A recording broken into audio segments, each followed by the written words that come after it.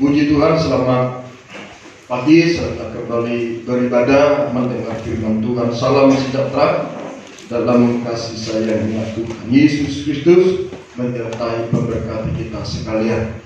Kita sangat bersyukur besarnya kemurahan kebaikan Tuhan di dalam kehidupan kita yang selalu menolong kita, menopang kehidupan kita supaya kita bisa bertahan di dalam Tuhan sampai garis akhir. Sebab firman Tuhan berkata, siapa yang bertahan dalam Tuhan, dialah yang akan mendapatkan hidup bersama dengan Tuhan.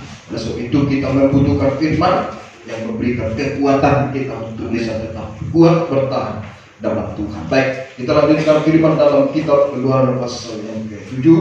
Kitab Keluaran pasal yang ke-7 ayat yang ke-16. Keluaran pasal 7 ayat yang ke-16. Dan katakanlah kepadanya, Tuhan Allah orang Ibrani telah mengutus aku kepadamu. Dan katakanlah kepadanya, ini kepada Firaun, itu raja Mesir yang menggambarkan iblis kopi gelap atau cahaya. Dan katakanlah kepadanya, Tuhan Allah orang Ibrani telah mengutus aku kepadamu untuk mengatakan, biarkanlah umatku pergi, supaya mereka beribadah kepadaku di padang gurun. Meskipun begitu, sampai sekarang kau tidak mau mendengarkan. Iya, puji Tuhan. Di sini Tuhan mengutus Musa. Tuhan mengutus Musa atau hamba Tuhan kepada Firaun.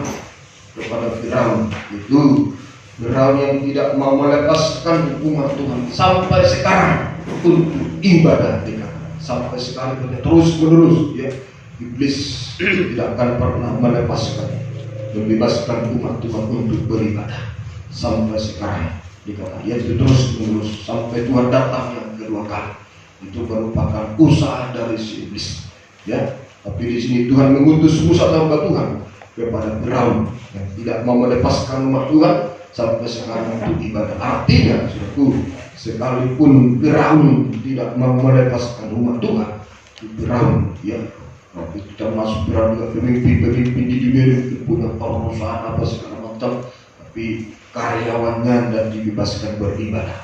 Itu juga termasuk Firaun, ya. Ya, Firaun. Artinya sekalipun Firaun tidak mau melepaskan umat Tuhan untuk ibadah, tapi Tuhan akan tetap mengutus para hamba Tuhan. Tuhan tetap mengutus para hamba untuk melepaskan umat Tuhan dari Firaun supaya bebas beribadah kepada Tuhan. Supaya semua umat Tuhan bebas beribadah kepada Tuhan. Semoga kita bisa mengerti. Tanda hamba Tuhan yang diutus Tuhan. Tanda hamba Tuhan yang diutus Tuhan. Roma pasal yang ke-10. Roma pasal yang ke-10. Roma pasal yang ke-10 ayat yang ke-14 sampai 15. Ayat 14 sampai 15. Tanda hamba Tuhan yang diutus Tuhan. Tetapi bagaimana mereka dapat berseru kepada Tuhan jika mereka tidak percaya kepada Tuhan? Bagaimana mereka dapat percaya kepada Tuhan jika mereka tidak mendengar tentang Tuhan? Bagaimana mereka mendengar tentang Tuhan jika tidak ada yang memberitakannya? Dan bagaimana mereka dapat memberitakannya jika mereka tidak diutus? Seperti ada tertulis, betapa indahnya kedatangan mereka yang membawa kabar baik. Nah, ini ya, ini tanda hamba Tuhan yang diutus Tuhan dalam melayani, dalam pelayanan di tengah-tengah gereja Tuhan. Tandanya membawa kabar baik kepada umat Tuhan, ya, membawa kabar baik kepada umat Tuhan, yaitu memberitakan tentang Tuhan. Nah, itu dalam ibadah, ya, dalam pelayanan, membawa kabar baik ya kepada umat Tuhan. Itu memberitakan tentang Tuhan, bukan memberitakan soal duniawi dan lain sebagainya, ya, tapi memberitakan tentang Tuhan di tengah-tengah ibadah. Yang diberitakan sepenuh itu harus tentang Tuhan, ya. Semoga kita bisa mengerti. Maka jangan tertipu, ya, dalam ibadah-ibadah jangan tertipu. Nah, apakah yang beribadah itu tentang Tuhan? Kalau tentang Tuhan itu berarti diutus Tuhan, apa Tuhan yang baik. Kalau tidak berarti bukan Tuhan yang mengutus, tetapi antikris daging mau sendiri kehendak manusia, itu yang adalah pekerjaan si iblis. Semoga kita bisa mengerti. Memberitakan tentang Tuhan, saudaraku, di tengah-tengah sidang jemaat, supaya umat Tuhan mengenal Tuhan dengan jelas. Nah, memberitakan tentang Tuhan di tengah-tengah umat Tuhan, supaya umat Tuhan, pelayan Tuhan, mengenal Tuhan dengan jelas, mengenal Tuhan. Pentingnya yang diberitakan tentang Tuhan, supaya umat Tuhan mengenal Tuhan dengan jelas, mengenal Tuhan dengan jelas. Sebab saudara, pentingnya mengenal Tuhan dengan jelas itu sebab iblis pun menyatakan diri juga sebagai Allah.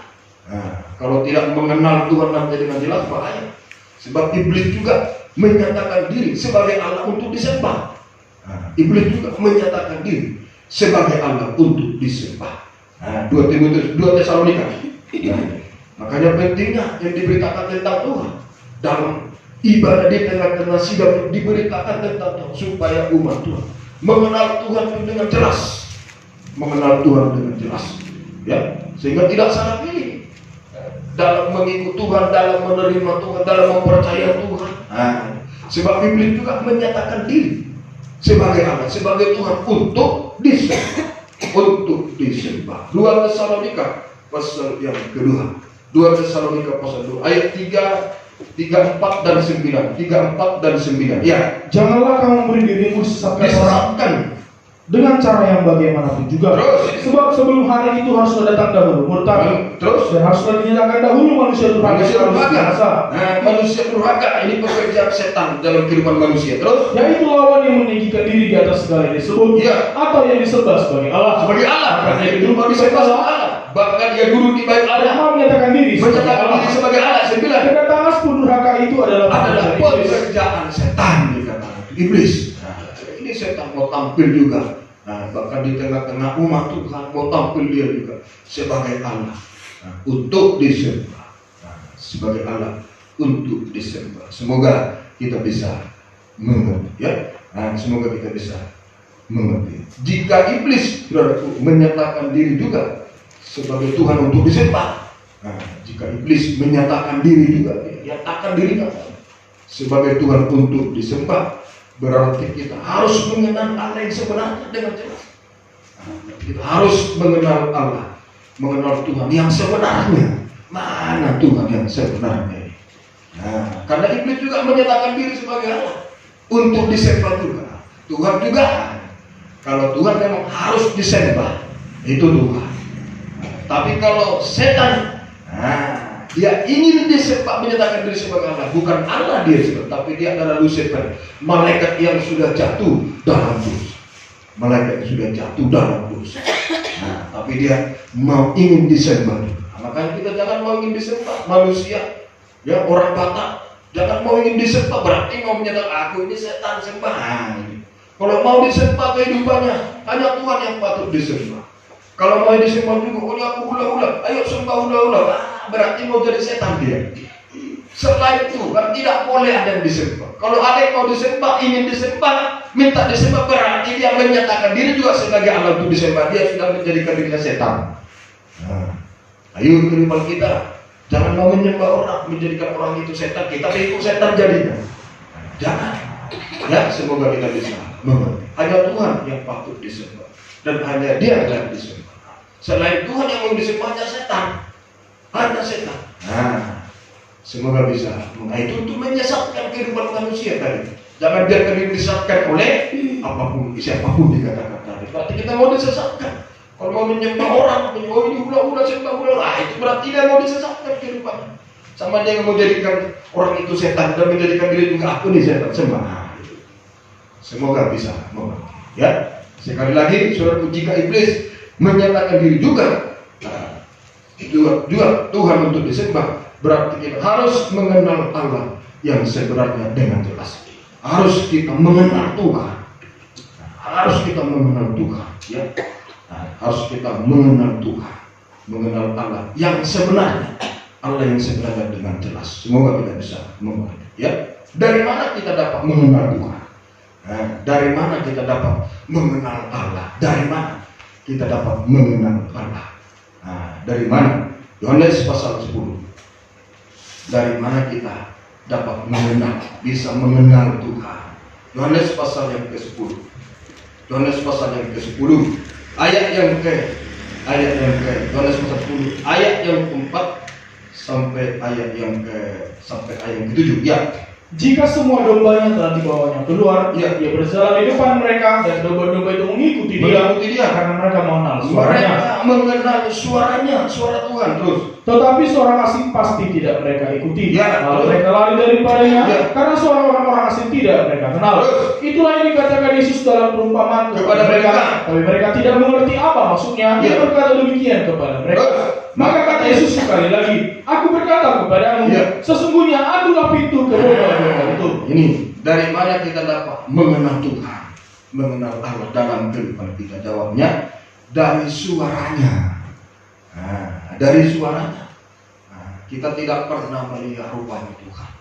Untuk sekarang belum tidak pernah melihat rupanya Tuhan dengan mata memandang dengan.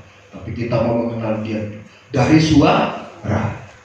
Dari suaranya bisa. Seperti saya kalau mau ngomongin dubis ini dari suaranya nggak usah dikasih tahu. Memang akhirnya nggak perlu, sudah begitu ngomong udah tahu saya. Tinggi volumenya dengan dubis. Karunia khusus. Memang begitu, bukan berarti karena ini bukan. Memang begitu dibuat Tuhan. Ada juga yang suara sekali. Apa kau bilang? Biasa enak ngomong sama nanti itu jelas-jelas tidak perlu apa tidak perlu sudah jelas sudah dari pintu malam kemarin sudah tahu ini dan dulu siapa karena dari suaranya sudah hafal. Itu tidak dilihat wajah sudah tahu. Begitu juga dari mana kita mengenal Tuhan? Dari suara ya. Itu sebabnya kita harus membiasakan diri mendengar suara Tuhan. Sekali lagi, kita mengenal Tuhan dari mana? Dari suaranya, dari bahasanya. Kiranya orang pun mengenal kita. Ini bahasa orang beribadah ini. Jangan sampai kita buat beribadah, tapi bahasa kita tidak bahasa orang beribadah. Ya sudah bahasanya tol. Paham sudah bahasanya tol. Jangan sampai harus sudah kelihatan dari logatnya. Logat ini dari bahasa kita rohani, bicaranya rohani. Itu dari bahasanya. Amin. Dari suara kita sudah tahu. Ya, itu mengenal ini dari suaranya. Itu sebabnya kita harus membiasakan diri mendengar suara Tuhan.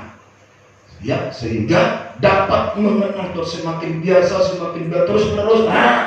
Dapat kita mengenal Tuhan dengan jelas.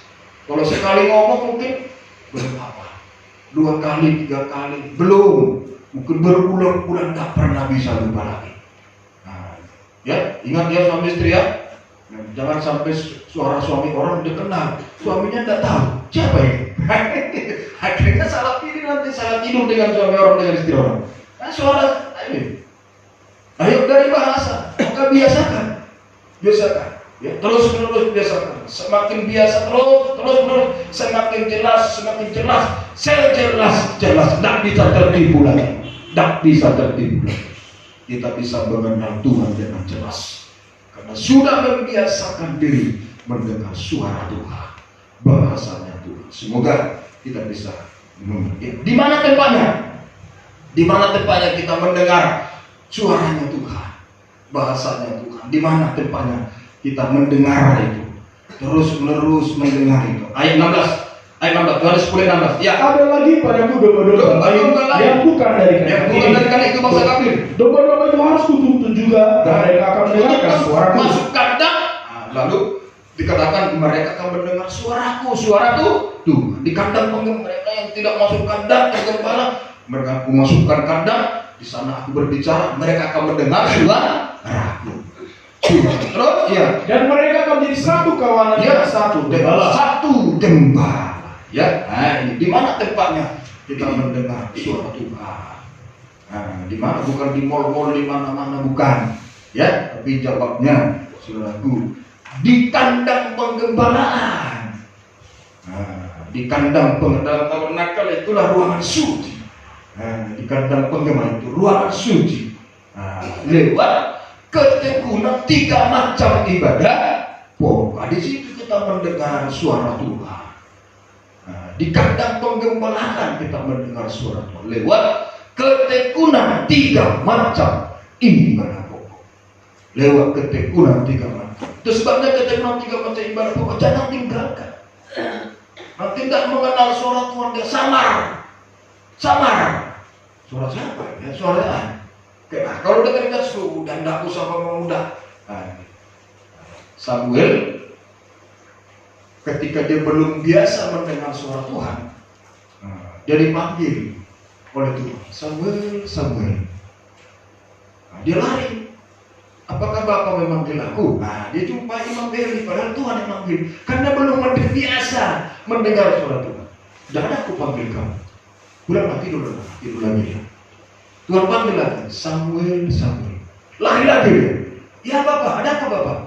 Aku tidak ada panggil kamu. Baliklah tidur lagi dia. Dipanggil Tuhan lagi, Samuel. Lari lagi. Apa panggil aku? Enggak ada. Lalu Imam Eli, berarti Tuhan sedang panggil. Nanti kalau kali panggil lagi katakan saja, ya Tuhan, hamba-Mu ini mendengar, berbicaralah. Hamba-Mu ini mendengar, berbicaralah. Lalu dipanggil Tuhan lagi dia, Samuel. Ya Tuhan, hamba-Mu ini mendengar, berbicaralah. Selanjutnya begitu dengar sudah tahu, ini Tuhan begitu. Karena biasa mendengar firman. Di mana tempatnya kita? Di kandang penggembala. Lewat ketekunan 3 macam ibadah pokok. Lewat ketekunan 3 kita mendengar suara Tuhan sebagai gembala di tengah-tengah ibadah penggembalaan. Semoga kita bisa mengerti. Jika umat Tuhan, hamba Tuhan tidak mengenal suara Tuhan dengan jelas, akibatnya ada. Jika kehidupan kita tidak mengenal suara Tuhan dengan jelas, mungkin sudah tahu tapi samar-samar, tidak jelas suara siapa, enggak jelas. Ini akibatnya ada. Apa akibatnya? Kisah Rasul. Ini karena tidak membiasakan diri, tidak terbiasa dia mendengar lewat ketekunan 3 macam ibadah pokok. Itu dan tidak tahu suara siapa. Akibatnya bahaya. Kalau tidak mengenal suara Tuhan dengan jelas, bahasa Tuhan dengan jelas, akibatnya. Ini akibatnya. Dalam Kisah Rasul pasal 12. Kisah Rasul pasal 12. Ayat yang Kisah Rasul ayat 21 sampai 22. Dan pada suatu hari yang ditentukan, Herodes mengenakan pakaian kerajaan. Herodes gambaran setan. Herodes gambaran setan. Ini yang membunuh, pekerjaannya membunuh anak-anak. Ketika dia dengar tahu dulu di Betlehem Yesus lahir, bunuh semua anak yang berumur 2 tahun ke bawah. Itu si setan. Herodes gambaran setan, ya. Dan pada suatu hari yang ditentukan, Herodes mengenakan pakaian kerajaan, lalu duduk di atas. Pakaian kerajaan hebat, ini luar biasa. Penampilan luar biasa. Orang berpendidikan, orang tinggi pangkatnya, orang penduduk, luar biasa nih, orang kaya, orang pandai. Ini seringkali terkecoh dengan yang luarnya. Banyak orang terkecoh dengan luarnya. Padahal suaranya lain. Seringkali terkecoh dengan luarnya. Yang dilihat hanya luar, yang jasmaninya terkecoh, tertipu. Sekali baca, ya. Dan pada suatu hari yang ditentukan, Herodes mengenakan pakaian kerajaan, lalu duduk di atas takhta dan berpidato kepada mereka. Dan rakyatnya bersorak membalasnya. Ini suara Allah, bukan suara manusia. Ini bukan manusia ini. Ini ada pidato yang Herodes yang berpidato. Nabi palsu, ajaran palsu, setan yang berbicara. Lalu ini Tuhan ini. Ini Tuhan, ini bukan manusia, ini Tuhan, ini bukan suara manusia. Ini akibatnya. Kalau tidak jelas mengenal Tuhan, akibatnya saudaraku, suara Herodes disebut suara Tuhan. Suara Herodes disebut suara Tuhan. Sama dengan pengajaran palsu dikatakan yang benar dikatakan palsu. Yang benar dikatakan palsu, yang palsu dikatakan benar. Ini yang benar ini.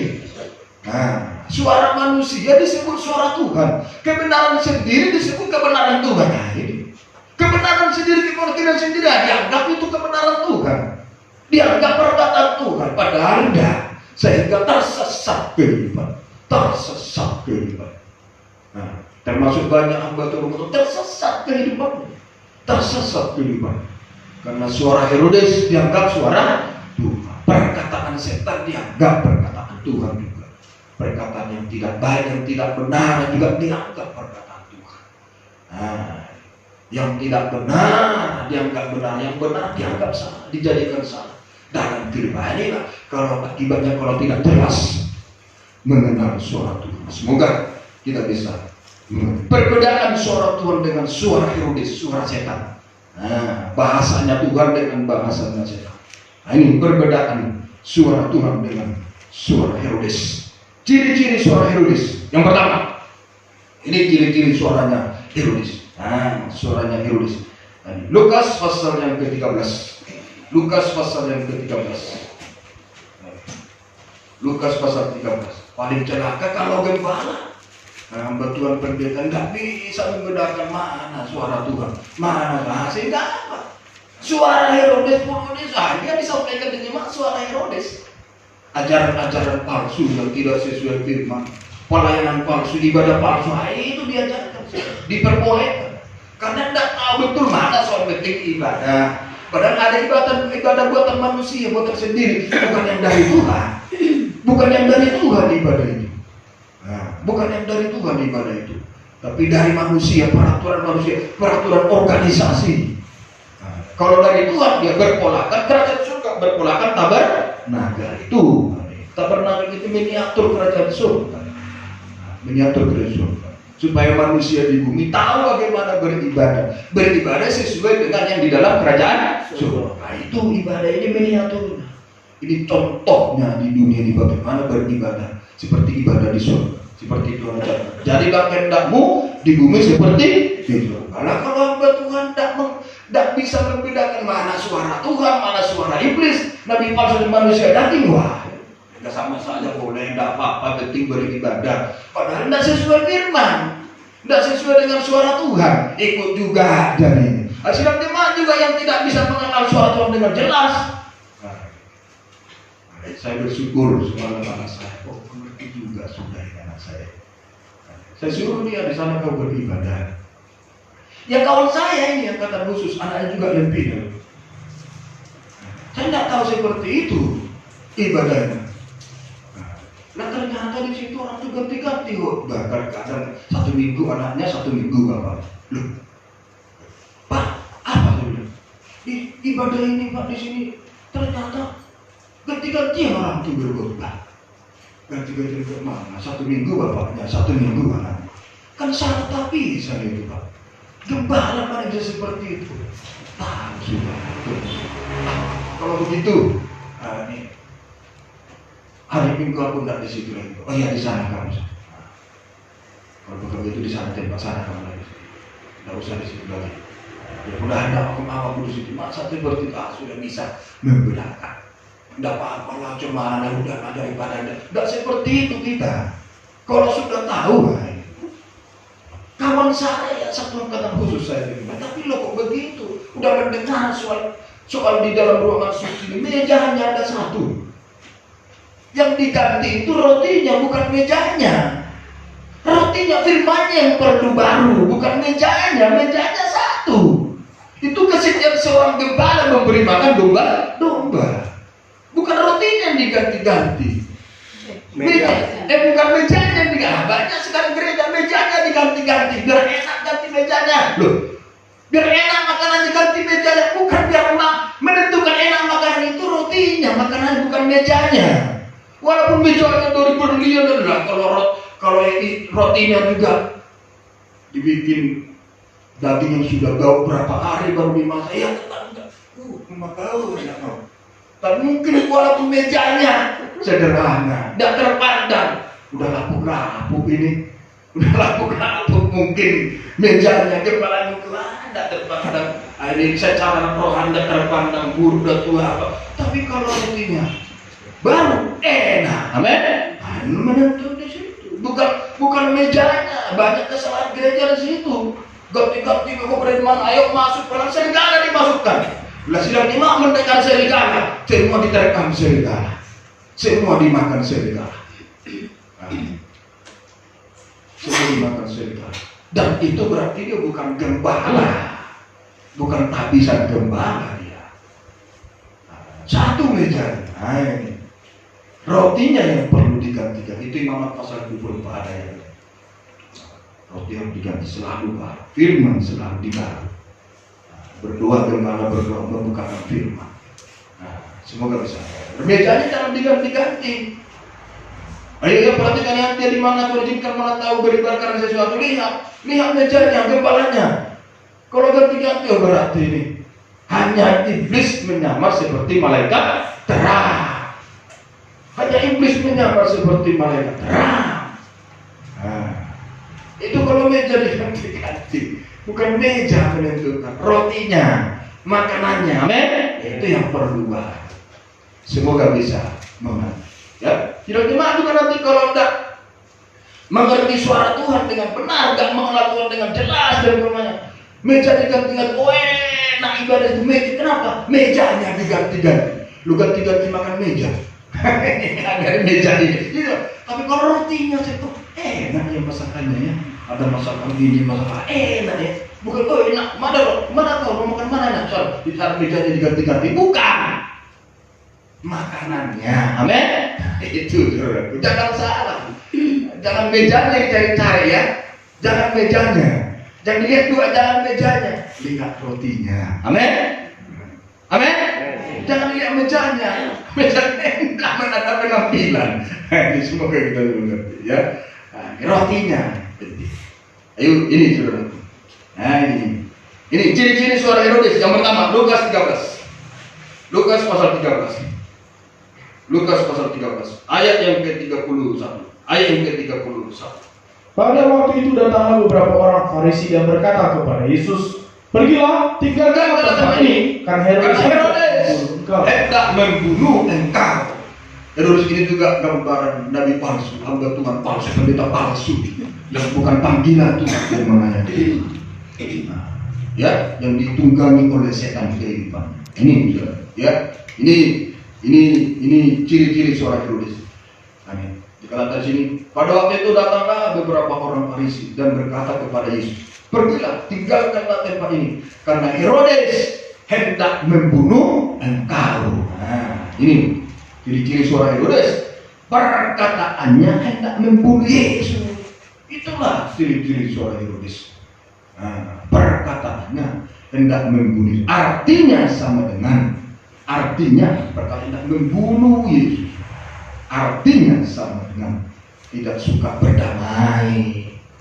Yesus itu pendamai, tidak mau dibunuh. Itu waktu sekarang tidak suka berdamai, selalu kepahitan, iri, dengki. Ya. Perkataannya hendak membunuh Yesus. Dia beda sekarang sama dengan ini tidak suka berdamai. Jadi kalau ada tidak suka berdamai, kepahitan, wah, itu sudah Herodes itu. Itu si Herodes itu. Kristen daging yang dikuasai oleh iblis, ya, itu antikris. Ya, ini perkataan tidak membunuh artinya sama dengan tidak suka berdamai, tidak suka hidup benar, tidak suka hidup benar, sehingga mau menyimpang dari yang benar, suruh benar tidak mau benar. Nah, ini bahasa Herodes, itu suara Herodes sudah. Mungkin beribadah melayani, tetapi dia bahasanya bahasa Herodes. Bahasa Herodes seperti dalam Wahyu pasal 13. Seperti dalam binatang keluar dari bumi dikatakan. Bertanduk dua seperti anak domba, tapi suaranya suara naga, seperti suara naga. Coba, ini. Ayo jangan kehidupan kita ini, bahasa kita bahasa Herodes lagi. Seperti anak domba, tergembala tetapi suaranya naga. Naga, suara setan. Mari, ini Wahyu pasal 13 ayat 11. Ya. Dan aku melihat seekor binatang lain keluar dari dalam bumi, ya, dan bertanduk dua sama seperti anak domba. Dan ia berbicara seperti seekor naga. Tapi bahasanya, bicaranya, suaranya seperti seekor naga.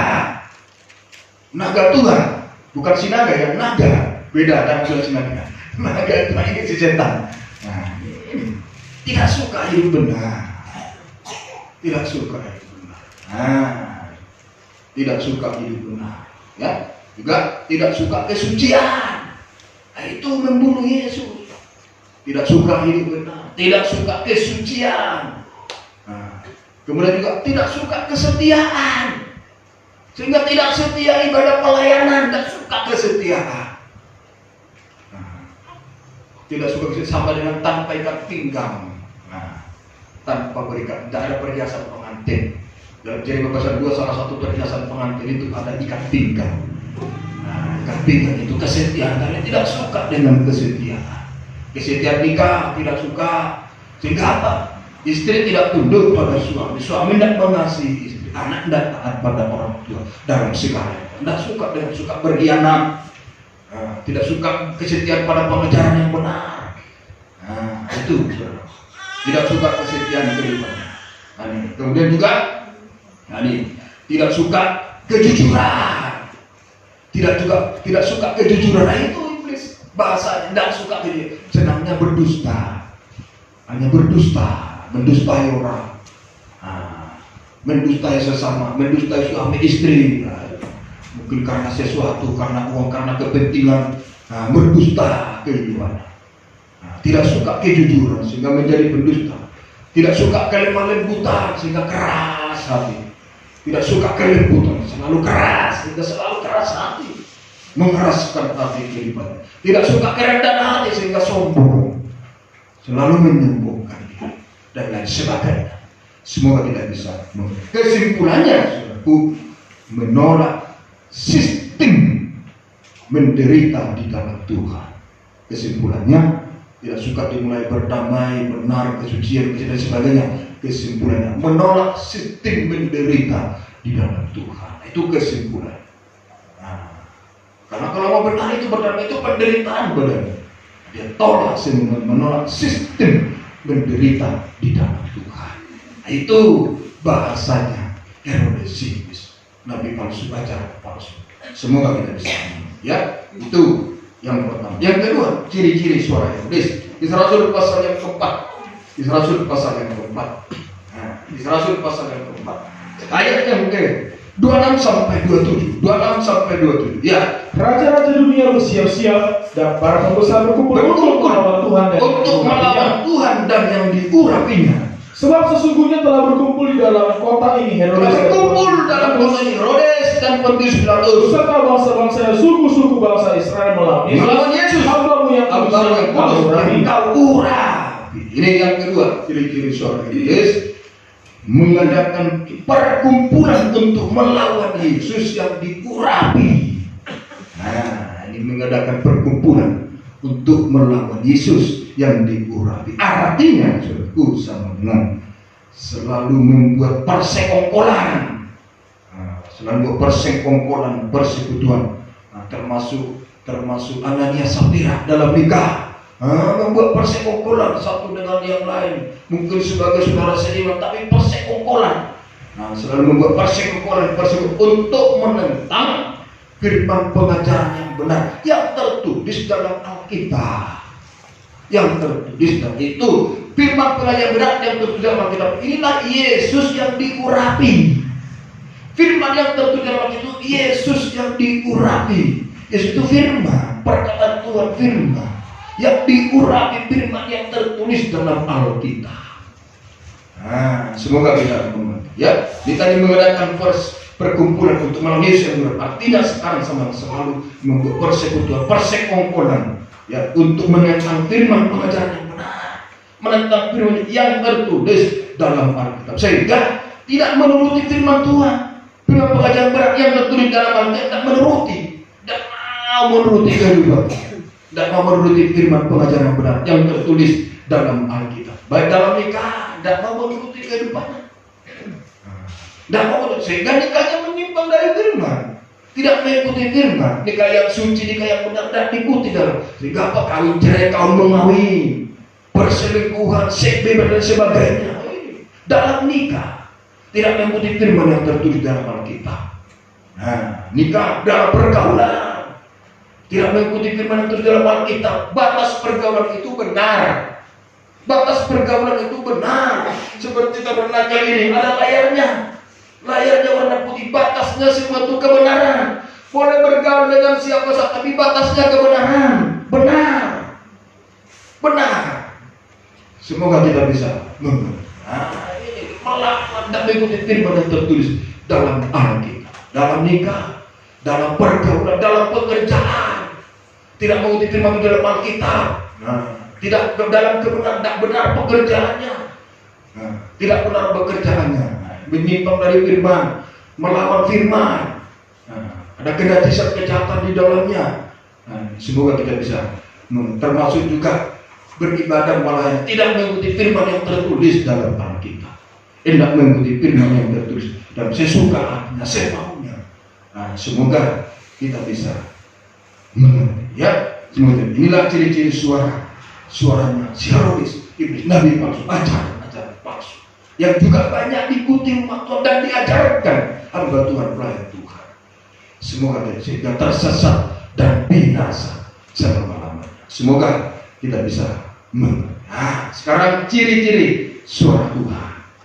Sekarang ciri-ciri dari suara Tuhan.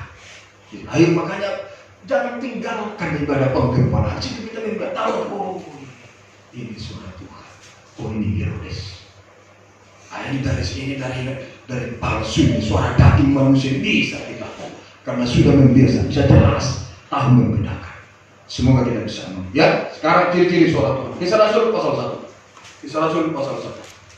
Ayat yang ketiga. Kisah Rasul pasal 1 ayat yang ketiga. Ini ciri-ciri suara Tuhan. Ya. Kepada mereka yang menunjukkan dirinya setelah penderitaannya selesai, ya, dan dengan banyak tanda yang membuktikan bahwa ia hidup. Bahwa Tuhan hidup itu. Sebab selama 40 hari ia berulang-ulang ia berulang-ulang menampakkan diri dan berbicara kepada mereka tentang kerajaan Allah. Yesus ketika mati bangkit, masih ada 40 hari lagi dia ada di dunia ini. Dia menampakkan diri berulang-ulang 40 hari. Satu hari sudah bicara 150 tahun, itu 2000 tahun. 2000 tahun pekerjaan Tuhan bagi gereja Tuhan di akhir zaman ini. Dalam tabernakel itu ruangan suci, ya, ruangan suci. Sebelum zaman gereja Tuhan itu 2000 tahun. Sekarang dalam tabernakel itu ruangan suci. Zaman gereja Tuhan, zaman akhir. Terus Tuhan berbicara berulang-ulang bagi zaman gereja Tuhan, gereja akhir zaman. Semoga kita bisa mengerti, ya. Sekarang ciri-ciri suara Tuhan berbicara tentang kerajaan Allah. Ini kalau suara Tuhan berbicara tentang kerajaan Allah. Bahasa kerajaan Allah. Ayo kehidupan kita sudah beribadah, biarlah bahasa kita bahasa kerajaan Allah. Bahasa kerajaan Allah. Semoga kita bisa, ya, berbicara tentang kerajaan Allah. Artinya, berbicara tentang kerajaan Allah artinya kita diundang untuk masuk dalam kerajaan surga. Itu berbicara tentang kerajaan Allah. Itulah bahasanya Tuhan. Itulah suaranya Tuhan. Dia berbicara tentang kerajaan Allah. Artinya bagi kita diundang, sedang diundang untuk masuk dalam kerajaan Allah. Undangan bagi kita. Itulah suaranya Tuhan. Undangan.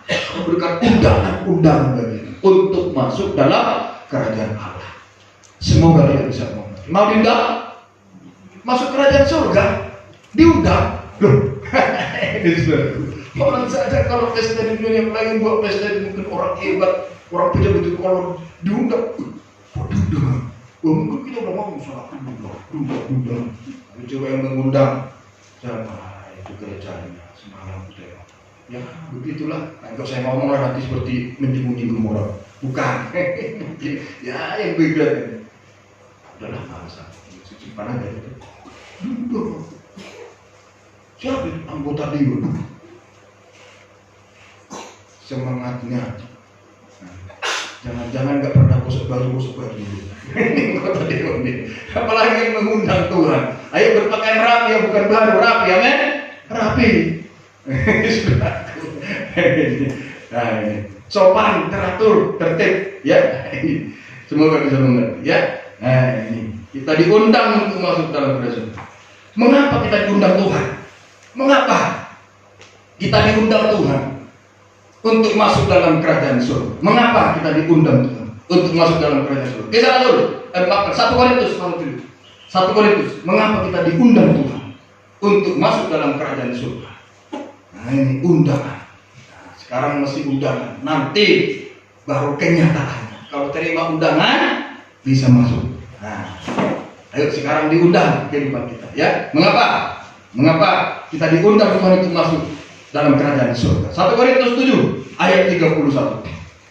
Pendeknya orang-orang yang mempergunakan barang-barang duniawi seolah-olah sama sekali tidak mempergunakannya. Ya, sebab dunia seperti yang kita sebab dunia seperti yang kita kenal sekarang, yang kita kenal ini, yang kita lihat ini, yang kita bisa nikmati ini dengan segala keindahan-keindahannya, terus akan berlalu.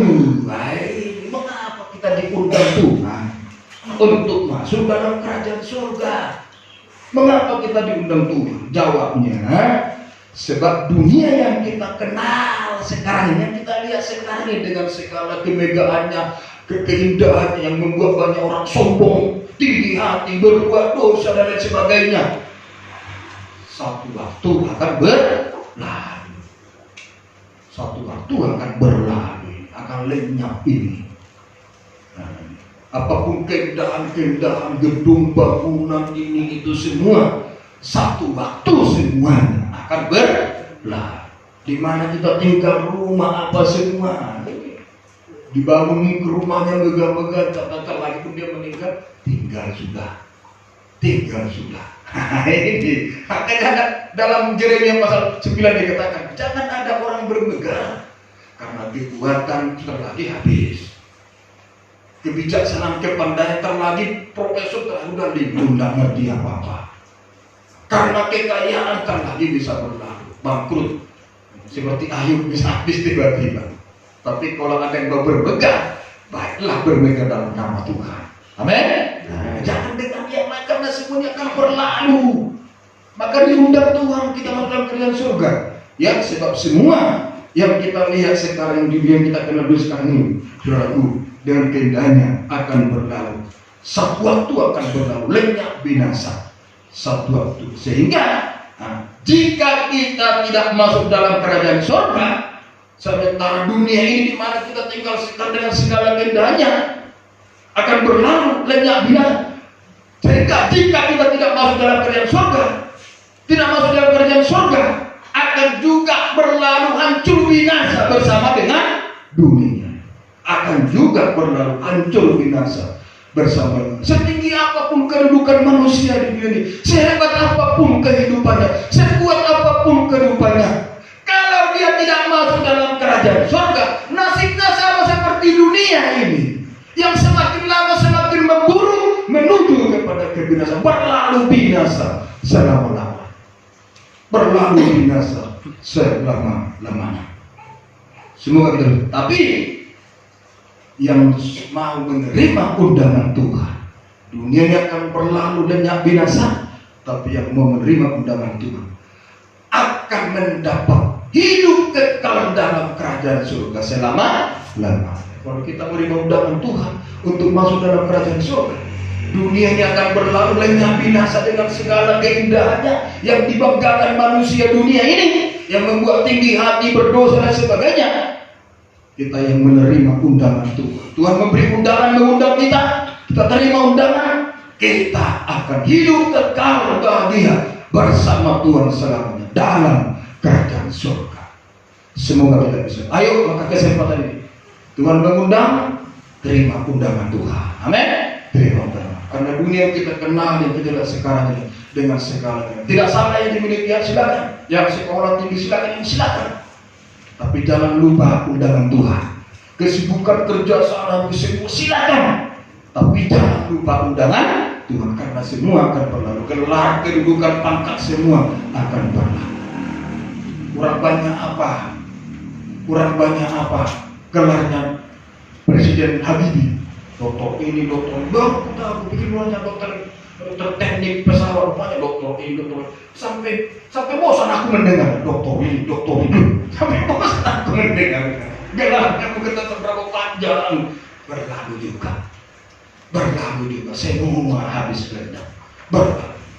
Kalau tidak mendapat undangan masuk ke dalam surga, binasa selamanya bersama di dunia dalam api neraka.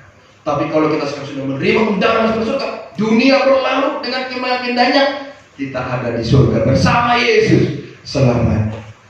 Muka memandang muka, bukan hanya suara lagi, tapi muka memandang muka. Amin. Bersama dengan Tuhan.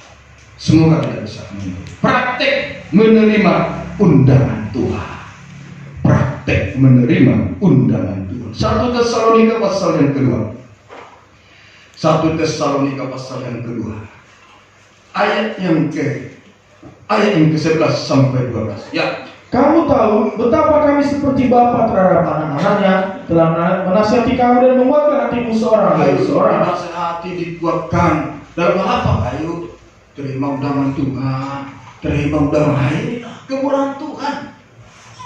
Nasihat itu perkataan yang berulang-ulang, seperti tadi mengucap berkata, berbicara berulang-ulang. Ayo terima undangan masuk surga, undangan. Ayo. Maka nanti kalau ada khusus orang percaya, terlebih yang dalam kandang penggembala, tidak masuk ke dalam surga karena dia menolak undangan Tuhan. Dia dihukum dalam api neraka selamanya, bukan karena Tuhan salah tidak mengundang. Termasuk kita ini, kalau ada nanti ini enggak ke surga ini, karena tidak mau menerima undangan Tuhan. Termasuk Ibu Lubis, kalau enggak ketemu nanti saya di surga, karena enggak menerima undangan Tuhan. Karena Ibu ini selalu berkata, sudah mulai ya, selalu Kejadian pasal 1 ayat 1, tidak pernah naik ayat 2 ayat 3. Pada mulai sudah mulai. Lanjutkan ayat 1, ayat 2 sampai terusnya, amin. Sampai kita wahyu. Sekarang memang sudah dekat kita wahyu. Tinggal ayat 22. Aku datang segera, amin. Datanglah Tuhan Yesus, amin. Jangan terus Kejadian 1 ayat 1. Kejadian sudah pada mulanya. Lanjutkan ayat 2 ya. Amin. Nah itu. Tapi saya yakin sudah berlanjut. Ini. Ya. Mungkin Bapak Ibu belum tahu kenapa itu belum. Kamu udah sepakat. Ada apa mau aku? Oh iya. Maka saya berlanjut. Kalau nggak salah ngamuk dia teman saya. Mari ini saudaraku. Ini sekali baca prakteknya. Praktek menerima undangan Tuhan. 1 Tesalonika 2 ayat 11 sampai 12. Kamu tahu betapa kami seperti bapa terhadap anak-anaknya, telah menasihati kamu dan menguatkan hatimu seorang demi seorang, dan meminta dengan sama supaya kamu hidup sesuai dengan kehendak Allah. Yang memanggil kamu, yang mengundang kamu dengan mengundang kamu ke dalam kerajaan dan kemudian yang mengundang kamu masuk dalam kerajaan surga.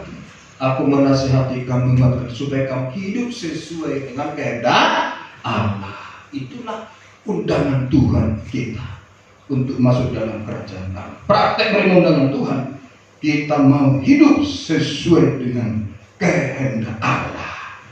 Itu praktek kita mau menerima undangan Tuhan untuk masuk dalam kerajaan Allah. Apa prakteknya kita? Aku terima. Prakteknya apa?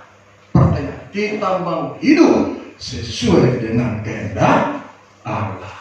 Kita mau hidup sesuai, itulah praktek menerima undangan Tuhan. Kalau kita mau hidup sesuai kehendak Allah, kita menerima undangan Tuhan. Orang yang hidup sesuai kehendak Allah, hidup kekal selamanya bersama dengan Tuhan. Itu 1 Yohanes pasal 2 ayat yang ke-17. Semoga kita bisa. Ya, bagaimana hidup sesuai kehendak Tuhan? Kolose pasal 2. Bagaimana hidup sesuai kehendak Tuhan? Kolose pasal 2 ayat 6 sampai 7. Kolose pasal 2. Bagaimana hidup sesuai kehendak Tuhan?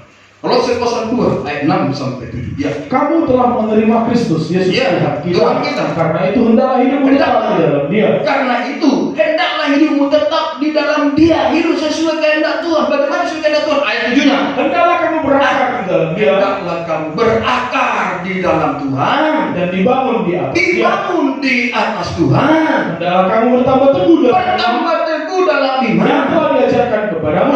Dan hendaklah hatimu melimpah dengan syukur, bukan melimpah dengan persumutan omelan, tapi hati melimpah dengan syukur, penyembahan kepada Tuhan. Semoga kita bisa memahami. Ya, ini bagaimana kita hidup sesuai kehendak Tuhan. Kita berakar di dalam Dia, dibangun di atas Dia. Jangan di atas pasir ya. Ini saudaraku. Dibangun di mana kau? Dia ada kekayaan, dia hancur bangunan. Datang hujan badai, hancur libur. Tapi kalau dibangun di atas Dia, di atas firman, mau hujan datang, banjir melanda, angin, rumah tidak rubuh-rubuh. Amin. Ayo firman kita berakar di dalam Dia, dibangun di atas Dia, bertambah teguh dalam iman. Artinya itu tingkatkan kerohanian, tingkatkan dari benar suci sampai sempurna, tingkatkan mengejar, dan hati melimpah dengan rasa syukur. Melimpah dengan rasa syukur. Itu mulut penuh penyembahan kepada Tuhan. Mulut penuh penyembahan kepada Tuhan. Ayo, ini kesempatan kita sebelum masuk ibadah, kita menyembah itu. Itulah kehendak Tuhan. Hati melimpah dengan rasa syukur, mulut penuh penyembahan. Jangan justru menyembah apa? Sudahlah, pas-pas sudah masuk aja lah. Waktu udah mau ada baru aku datang. Jangan, apalagi rumah yang paling dekat dengan gereja. Saudaraku, jangan malah.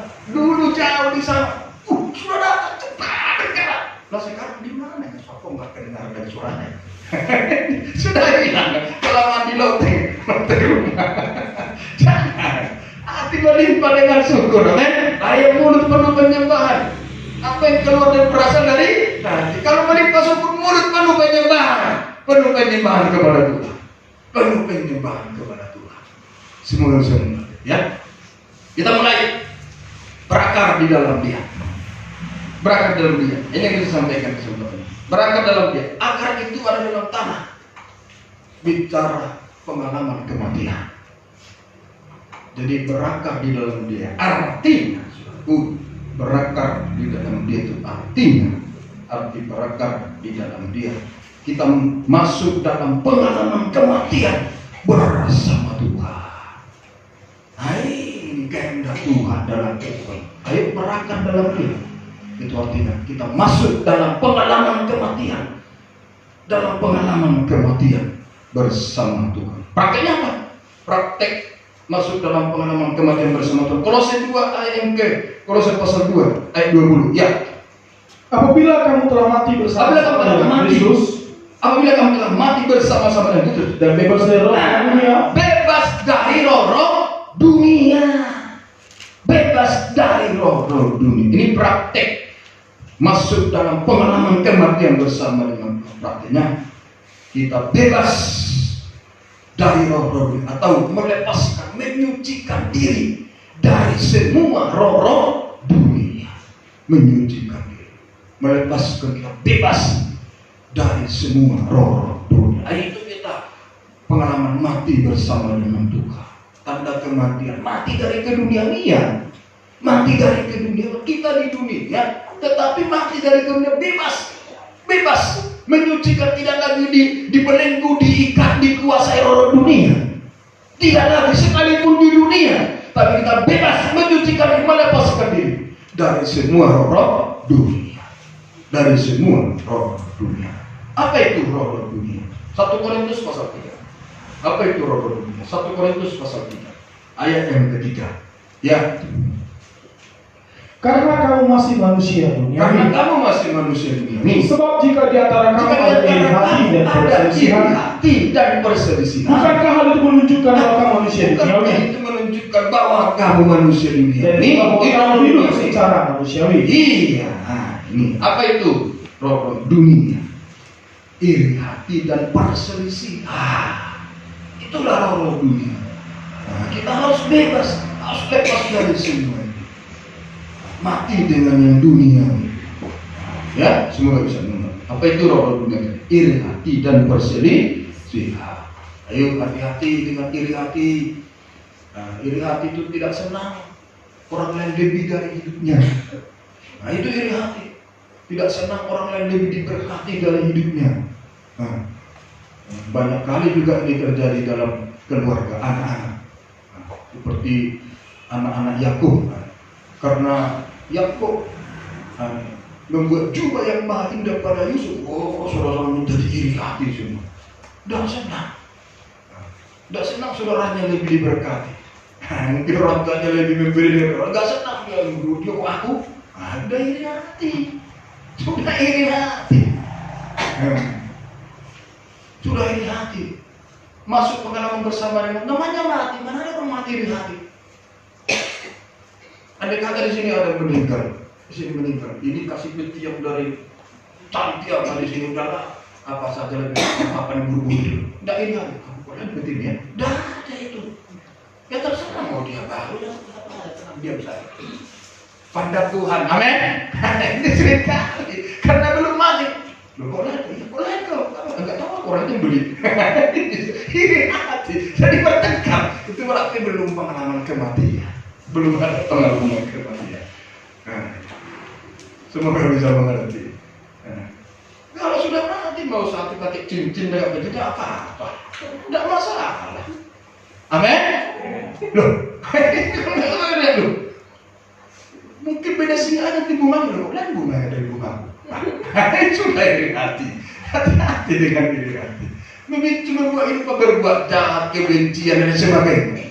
Ayo, itu roh dunia. Iri hati dan perselisihan. Perselisihan artinya, perselisihan itu artinya, saudaraku, membantah dan menentang yang benar. Itu perselisihan. Membantah dan menentang yang benar. Itu roh dunia. Membantah dan menentang yang benar. Membantah dan menentang yang benar. Salah satu contoh. Ini salah satu contoh. Membantah dan menentang yang benar ditentang dalam kehidupan. Salah satu contoh. 2 Tawarik pasal 36. 2 Tawarik pasal 36. 2 Tawarik pasal 36. 2 Tawarik pasal 36. Ayat yang ke-14. Ayat 14. Ya. Juga semua pemimpin di antara para imam dan rakyat berkali-kali berubah setia dengan mengikuti segala kekejian bangsa-bangsa lain. Ya. Rumah yang sudah disucikan Tuhan di Yerusalem ini dinajiskan mereka. Ini contoh, salah satu contoh menentang, ya, menolak yang benar, membantah dan menolak yang benar. Salah contoh, tidak mau dibaharui. Sudah dibaharui, disucikan, tapi tidak mau dibaharui. Tidak mau dibaharui, disucikan, diubahkan. Tidak mau. Sudah dibaharui firman, disucikan, diubah, tapi tidak mau dibaharui. Itu menentang yang benar, membantah yang benar. Itulah roh dunia dalam kehidupan manusia baik. Tidak mau dibaharui. Kita mendengar dari mana? Dari suara Herodes. Si Herodes tidak mau dibaharui. Sudah mendengar kebencian, tapi tidak mau dibaharui. Tidak mau diubahkan. Tidak mau diubahkan menjadi suci. Tidak mau diubahkan menjadi suci. Sehingga sekalipun sudah disucikan firman dengan berulang-ulang, sehingga sekalipun disucikan firman dengan berulang-ulang juga firman Tuhan, dari kenajisian dosa-dosa, kejahatan, tetap kembali menajiskan diri dengan dosa-dosa. Sekali sudah disucikan berulang-ulang, tetap kembali menajiskan diri dengan dosa-dosa. Tetap kembali menajiskan diri dengan dosa-dosa. Ini contoh. Membantah, melawan, menentang yang benar. Ya, itu saudara. Tidak mau dibaharui, diubahkan menjadi suci. Tidak mau dibaharui, sekalipun sudah berulang-ulang, ya, kehidupannya disucikan firman dari dosa-dosa, kenajisannya, tetap kembali menajiskan diri dengan dosa-dosa. Lalu apa? Lewat apa selalu kita gereja Tuhan ini menajiskan diri dengan dosa-dosa? Lewat apa? Markus pasal 7. Markus pasal yang ke-7. Markus pasal yang ke-7. Markus pasal yang ke-7. Ayat 21 sampai 23. Ya. Sebab dari dalam dan hati orang timbul segala jahat, percabulan, 1, pencurian 2, pembunuhan 3, perzinahan 4, keserakahan 5, kejahatan 6, kelicikan 7, hawa nafsu 8, iri hati 9, hujat 10, kesombongan 11, kebebalan 12. Terus semua hal jahat ini timbul dari dalam dan menajiskan orang. Ini lewat apa? Selalu menajiskan diri dengan dosa. Di sini ada 12 dosa yang selalu dinajiskan dengan dirinya. Itu lewat apa? Percabulan. Dia percabulan. Nah ini kawin cerai, kawin mengawin. Nah ini banyak gereja yang menajiskan diri. Percabulan, kawin cerai, kawin mengawin kehidupan. Homoseks, lesbian, seks pada diri sendiri. Ini percabulan. Menajiskan diri. Sekali berulang lagi. Sehingga banyak gereja itu apa? Kawin cerai, kawin mengawin. Kawin cerai, kawin mengawin. Udah tahu loh, sudah punya suami lagi. Udah tahu udah punya istri lagi. Padahal ada istri, ada suaminya. Itu zina itu di hadapan Tuhan. Seperti itu. Jadi percabulan, dan kemudian pencurian. Menajiskan diri dengan dosa, pencurian. Mencuri milik sesama, mencuri milik Tuhan. Berbulan persembahan usaha, tidak setia, tidak jujur. Pencurian, menajiskan diri. Sudah disucikan berulang lagi. Mencuri milik Tuhan. Termasuk juga mencuri waktu. Waktu untuk Tuhan dicuri. Hanya untuk dirinya. Waktu untuk Tuhan. 3 macam ibadah pokok, waktu untuk Tuhan sudah dipakai untuk dirinya. Itu mencuri juga. Mencuri waktu, tidak setia tekun 3 macam ibadah pokok, itu mencuri waktu untuk Tuhan dipakai untuk dirinya. Nah, ini sama dengan roh serakah. Manusia daging memang tahunya serakah, ketamakan, keserakahan. Mencari kehidupan yang serakah, kehidupan. Nah, kemudian juga membunuh, pembunuhan. Membunuh sama dengan kebencian, membenci sesama. Kemudian berzina, selingkuh dengan yang bukan suaminya, yang bukan istrinya. Ini berjalan untuk perselingkuhan. Ya. Kemudian juga keserakahan, serakah kehidupannya. Hanya mementingkan diri sendiri. Itu serakah. Hanya mementingkan diri sendiri. Kemudian juga kejahatan. Kejahatan, ya. Kelicikan, hawa nafsu, iri hati, hujat, kesombongan dan kebebalan. Salah satu kebebalan. Beban itu sudah tahu yang benar, tapi sengaja tidak mau benar. Itu beban namanya. Sudah tahu yang benar, tapi sengaja dia tidak mau benar. Itu kebebalan. Nah, ini dengan 12 dosa yang orang banyak menajiskan diri kehidupan. Kalau kita menajiskan diri dengan 12 dosa ini, maka hidup kita, sekali lagi, kalau kita menajiskan dengan 12 dosa, maka hidup kita tidak dipercayakan Tuhan dengan 12 roti yang ada di atas meja roti sajian.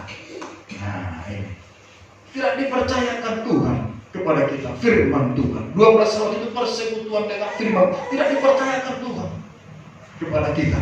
Sehingga krisis iman. Tidak ada iman, krisis iman. Sampai tidak tahan uji dalam iman. Gampang kecewa, putus asa, stres, bersumut dan lain sebagainya. Nah ini kalau tidak dipercayakan Tuhan. Kalau masih ada 12 yang kotor itu, tidak ada tempat yang bersih lagi, tidak ada tempat untuk firman. Tuhan tidak percayakan firman-Nya. Persekutuan dengan firman pengembala. Semua tidak bisa. Tapi kalau hati kita mau dibersihkan, disucikan dari 12 dosa kenajisan, kalau hati kita mau dibersihkan, disucikan dari 12 dosa kenajisan, maka Tuhan akan isi hati kita dengan 12 roti. Sehingga hati kita bagaikan meja roti sajian. Tuhan isi dengan 12 sama dengan Tuhan kasih kita kesempatan untuk bersekutu dengan firman penggembalaan. 12 roti dan 9 angka 12 itu bicara angka persekutuan. Persekutuan dengan firman penggembalaan. Tuhan percayakan untuk memiliki persekutuan dengan firman penggembalaan. Bagaikan hati diisi dengan 12 roti.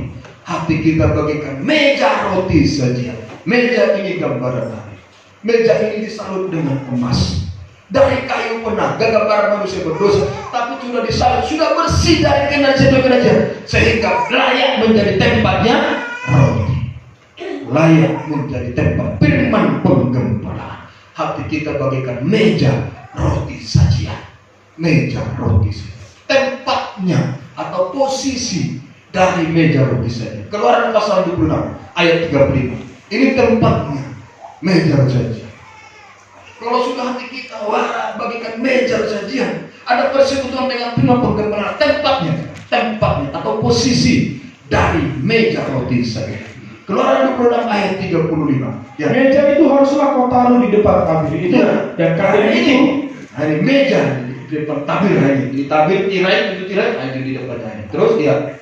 Dan kandil itu berhadapan dengan meja itu pada sisi selatan dari kamar suci. Ya. Dan meja itu haruslah kau tempatkan Meja itu harus kau tempatkan pada sisi utara.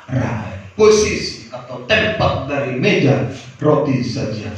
Nah, posisinya di sebelah utara. Ini ada tanda panah barat, timur, selatan, utara. Di sebelah utara.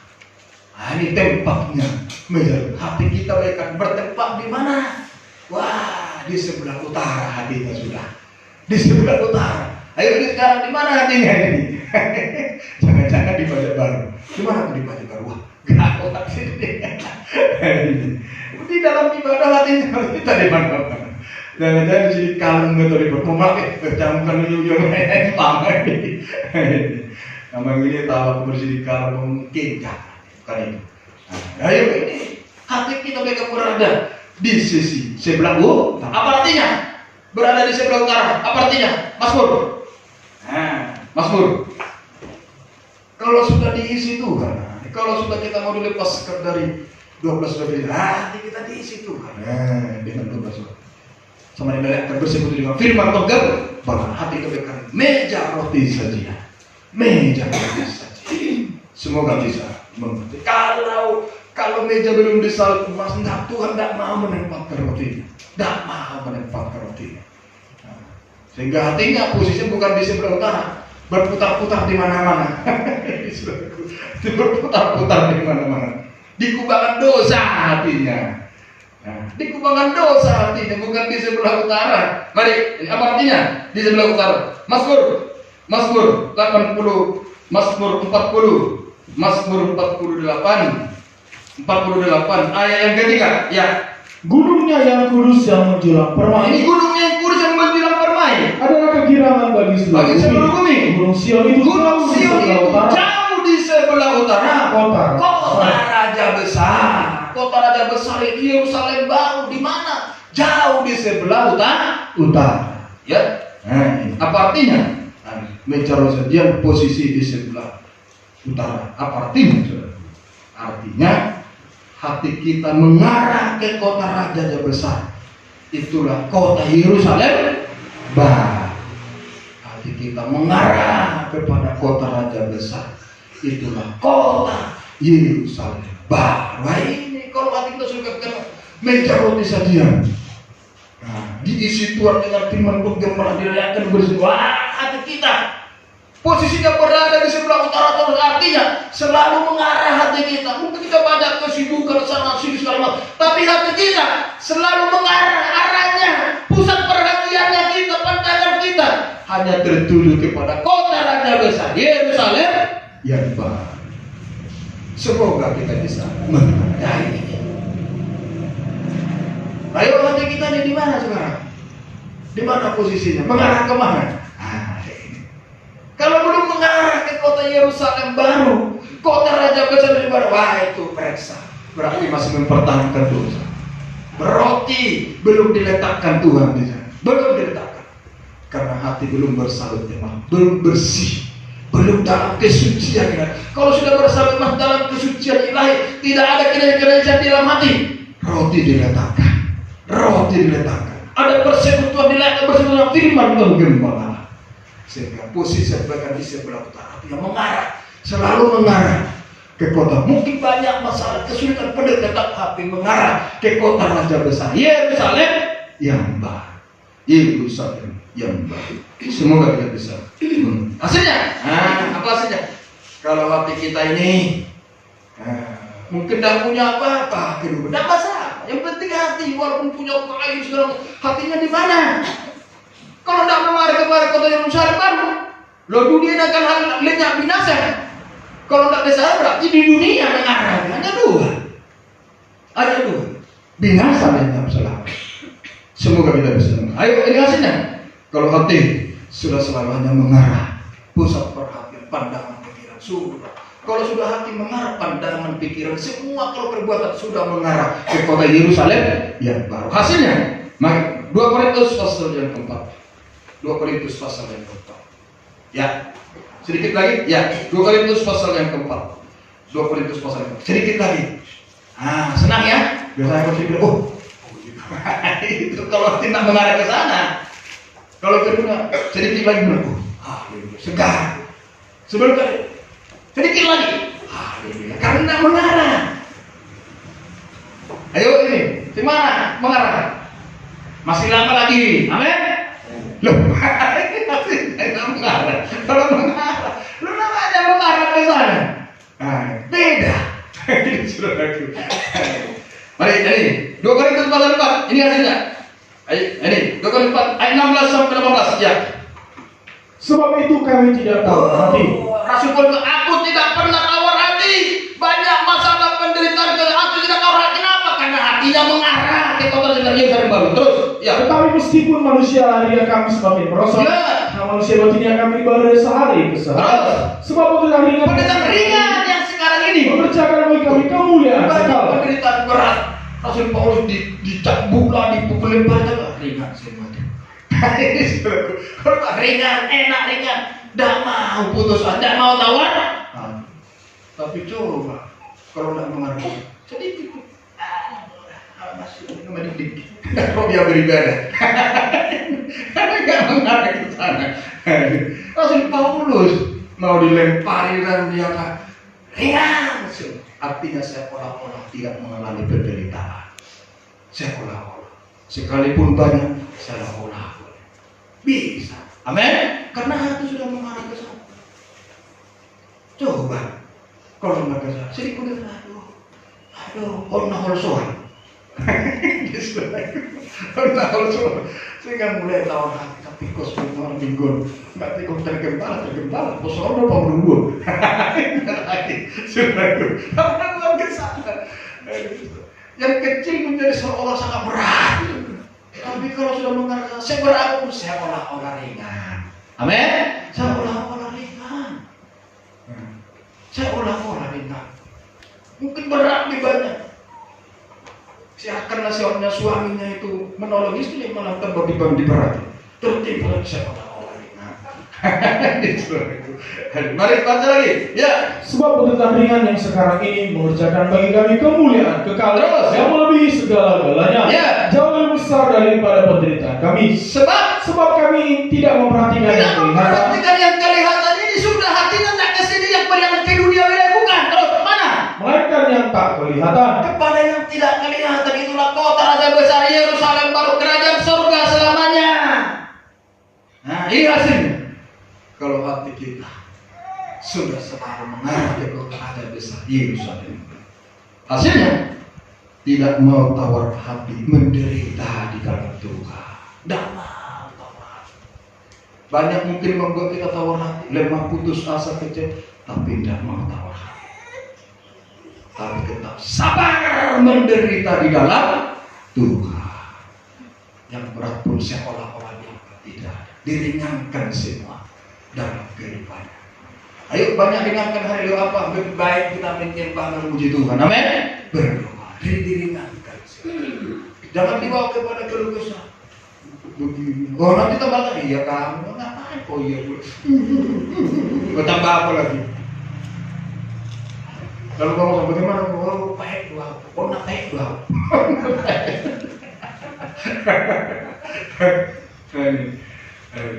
Sekalipun pahit manis karena ada salib. Amin. Memberikan keringanan. Korban Kristus menjadi teladan. Amin. Ayo ini saudaraku. Ini maksudnya tidak mau tawar hati, menderita di dalam Tuhan, kecewa, putus asa, berkeluh kesah, damai menderita dalam Tuhan, sehingga tetap setia mengutamakan ibadah pelayanan dalam situasi apa. Setia mengutamakan ibadah pelayanan, tetap setia mengutamakan ketaatan pada firman, dan tetap setia untuk menyembah Tuhan. Setia untuk menyembah. Mulut selalu penuh dengan penyembah, dengan hati melimpah dengan syukur. Mulut selalu penuh penyembah. Untuk apa? Mulut ini kalau penuh dengan penyembahan. Untuk menamatkan. Yang pertama untuk menamatkan daging kita. Daging yang paling sulit ditamakan itu hati yang keras. Hati yang keras dengan banyak penyembahan. Hati yang keras diubah menjadi semakin melembut. Semakin melembut sampai lemah lembut seperti Yesus. Sehingga kita bisa mengucap syukur dalam segala hal. Bisa mengucap syukur dalam segala hal. Tidak ada kebahagiaan tertinggi selain bisa mengucap syukur dalam segala hal. Kalau sudah bisa mengucap syukur, itu kebahagiaan tertinggi. Bisa mengucap syukur dalam kekayaan pun tidak bisa memberikan kebahagiaan, belum tentu. Tapi mengucap syukur dalam segala hal, memberikan kebahagiaan dalam kehidupan kita, memberikan damai sejahtera dalam kehidupan kita. Itu penyembahan. Juga penyembahan untuk menyempurnakan kasih kita, untuk menyempurnakan kasih. Kasih itu penyembahan. Dalam tanda Yesus berupa emas. Kasih itu penyembahan untuk menyempurnakan kasih kita kepada sesama. Semakin disempurnakan kasih kita, sehingga kita bisa mengasihi sama seperti diri sendiri. Tidak dari hati kebencian, tidak dari hati kejahatan, bahkan bisa membalas kejahatan dengan kebaikan. Tidak dari hati. Kepada Tuhan bisa kita sempurnakan kasih kita. Apa itu? Kasih sempurna kepada Tuhan hanya taat dengan sampai daging tidak bersuara. Sampai daging tidak. Penyembahan juga membuat kita bisa kuat, teguh hati. Kuat, teguh hati menghadapi segala masalah, pergumulan yang ada, pencobaan, kesesakan, penderitaan apa saja. Penyembahan bisa membuat kita kuat, teguh hati. Karena kuasa penyembahan mendatangkan urapan Roh Kudus. Urapan Roh Kudus membuat kita bisa kuat, teguh hati, bertahan dalam Tuhan sampai garis akhir, sampai Tuhan datang yang kedua kali. Tinggal tunggu datang. Undangan sudah di tangan. Tuhan datang, mulai datang, song-songlah dia. Ini undangan sudah ada Tuhan. Kita masuk pesta nikah anak domba. Untuk masuk kerajaan 1000 tahun damai. Sesudah itu masuk Yerusalem baru, hidup bersama Tuhan. Tuhan memberkati. Haleluya. Haleluya.